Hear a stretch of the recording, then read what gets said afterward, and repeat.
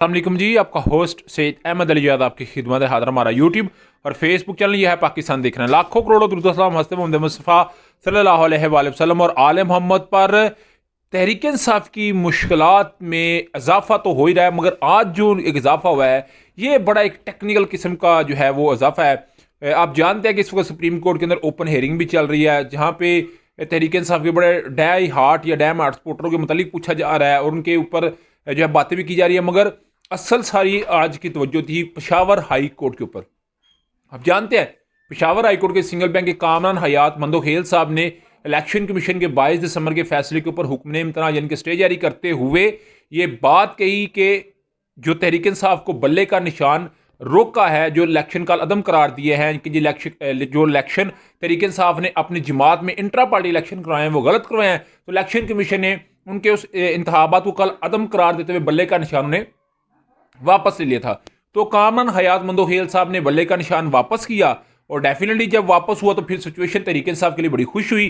तो मंदोखेल वकील साहब जो कि इलेक्शन कमीशन के वो रिट लेके चले गए, तो जस्टिस इजाज अहमद खान साहब उन्होंने इसकी समाअत की और उन्होंने कहा जी कि मैं इसको डिवीजनल बेंच के अंदर लेके जाऊंगा। तो डिवीजनल बेंच तो 9 जनवरी को बैठेगा, डेफिनेटली वो अपना फैसला देगा। मगर आज पेशावर हाई कोर्ट ने पाकिस्तान तहरीक इंसाफ को बल्ले का इंतखाब वापस लेके इलेक्शन कमीशन के 22 दिसंबर के फैसले को बहाल कर दिया। यानी कि इस वक्त एट प्रेजेंट जैसे आपके साथ मैं बात कर रहा हूं, तो तहरीक इंसाफ के जितने भी कैंडिडेट खड़े होते हैं अगर वो अपने बैनर लगवाते हैं तो उसको बल्ले का निशान नहीं लगा सकते, क्योंकि इलेक्शन कमीशन ने इस पे पाबंदी आयद की हुई है। तो आज अदालत की तरफ से भी पाबंदी आयद हो गई है।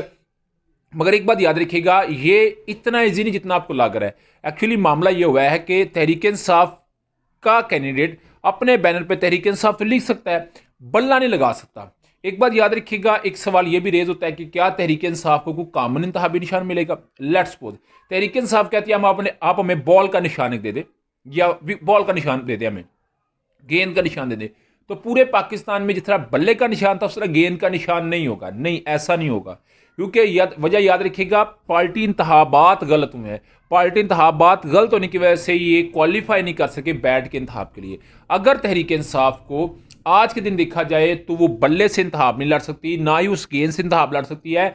जिस जिस हल्के में, यानी कि पंजाब की 146, बलोचिस्तान की 16, सिंध की 61, केपीके की 45 और टोटल 859 जो सीटें हैं कौमी और सूबाई की मिला के, जिधर जिधर तहरीक इंसाफ है उसके हर उम्मीदवार को अलग अलग इंतहाबी निशान मिलेगा। यानी कि जिस तरह आप अपने बल्दियाती इंतहाबात में देखते हैं, तो मेरा ख्याल है ये बहुत खतरनाक स्टेज है तहरीक इंसाफ के लिए। क्योंकि ये बात की जा रही है कि Tehreek Insaf social media wing चलेगा, मगर कितना को आप लोगों को उस हद तक लेगा, क्योंकि बल्ला तो जैसे शेर, तीर, बैट ये बड़े कॉमन, हर बंदा जो अनपढ़ भी उसे पता है कि बल्ले का कौन है, शेर का कौन है, तीर वाला कौन है। तो ये तहरीक इंसाफ के लिए बड़ा सरप्राइजिंग मूवमेंट होगा। मगर बैरिस्टर गौहर अली साहब ने जी आज प्रेस कॉन्फ्रेंस भी की है, जैसे मैं आपके साथ विलाग भी कर रहा हूँ, और उन्होंने ये बात कही कि हम सुप्रीम कोर्ट में जाएंगे, सुप्रीम कोर्ट में जाके अपना हक लेंगे।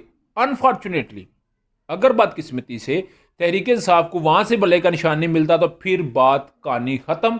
फिर तहरीक इंसाफ के लिए मेरा हाल है इलेक्शन का बाईकाट ही एक तो अव्वल हल है। दूसरा, तहरीक इंसाफ तो ये बात कहती नजर आ रही है कि हम बाईकाट नहीं करेंगे। तीसरी बात जो मुझे नजर आ रही है, तहरीक इंसाफ नून लीग के अगेंस्ट जाने के लिए खसूसी तौर पर पंजाब में इत्तेहाद कर सकती है, और वो इत्तेहाद उनके सामने है पीपल्स पार्टी का। मैंने आपको पहले भी ये बात कही, सिंध, बलोचिस्तान, जनूबी पंजाब ये पीपल्स पार्टी का, और अगर सेंट्रल पंजाब में भी तहरीक इंसाफ का इत्तेहाद पीपल्स पार्टी से हो जाता है तो मेरा ख्याल है नून लीग के लिए दिन में तारे और दिन में चांद भी उन्हें नजर आएगा, और मेरा ख्याल है बड़ा कुछ और भी उन्हें नजर आ सकता है। मगर काजी फाइज ईसा साहब के इस वक्त के जो रिमार्क्स हैं तहरीक इंसाफ के लिए, मेरा ख्याल है वो तो उन्हें बड़ी लगी लिपटी लगा रहे हैं। मगर ये मामला भी सुप्रीम कोर्ट की ज़ीनत है, मेरा डिवीजनल बैंक भी इन्हें रिजेक्ट ही करेगा, क्योंकि वो कहते हैं जी आपने वकील को नहीं सुना।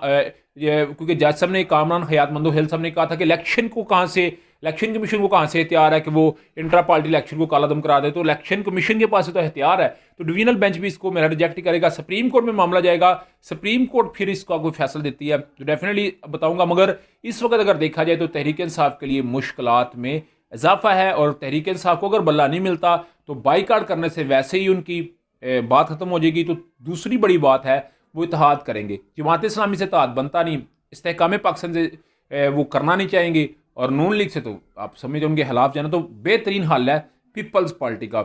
और इस वक्त मैं आपको बड़ा ये अंदर की खबर दे रहा हूँ, इस वक्त पीपल्स पार्टी अपनी पूरी होमवर्क कंप्लीट करे बैठा, और आपको पता होना चाहिए पीपल्स पार्टी के काफ़ी उम्मीदवारों के कागजात मुस्तरद भी हुए हैं, तो उसकी वजह भी कुछ यही हो सकती है। तो जी अभी तक का व्लॉग था, अभी तक की अपडेट थी। व्लॉग की वीडियो पसंद है तो चैनल को लाइक सब्सक्राइब अपने दोस्तों शेयर कर लीजिएगा। नेक्स्ट वीडियो के लिए होस्ट को जय दिया, अल्लाह का हमीना। अस्सलाम वालेकुम।